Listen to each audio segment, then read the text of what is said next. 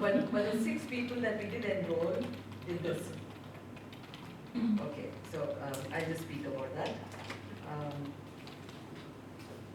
But I'm told, and Megan probably will bear this out, that Lingnan students are risk averse and will not take any course they've never heard of before. Right?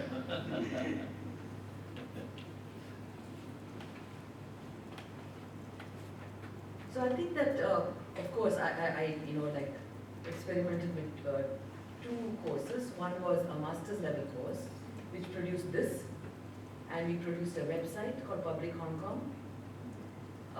I like if people are more technologically minded or interested in the technical part of this, I can explain, but maybe for a more general audience, I won't go into the details of it. Why something works, why something doesn't work, we can discuss that later.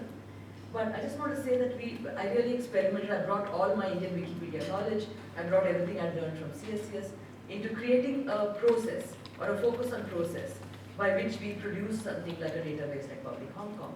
So this was a process. So as you can see, everyone had to contribute, and this was also assessed. It was part of their grade. They would put up pictures, they would add other things. We debated how we are going to create this database. We did a lot of stuff in the run-up to it, because they did many exercises in class where they figured out what is data, how do you create data, how do you create data that can be captured in a website. And I realized that cultural studies students are extremely technophobic, and they are really, people are fled from science and mathematics, and they don't want to know anything about computer programming. Or I worked with a wonderful young man who also has a master's in cultural study, but works as a programmer. And even he couldn't excite them enough to be really get enthused about this work. So yes, a lesson learned. But they managed to produce something, and there were limitations. But this was the...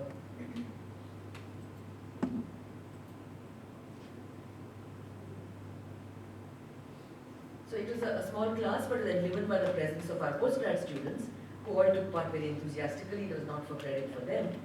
And they have produced something that you can go into the space. So they collected the pictures, they did interviews, they collected audio. You have details about the place, you have links to movies, etc. So it's something that they figured how to do for themselves.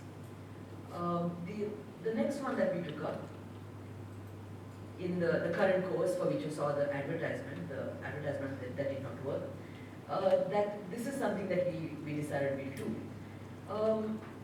They arrived at this after a lot of debate, and in Facebook posts they have detailed why they went about it the way they did. They had an enormously wonderful time doing the work.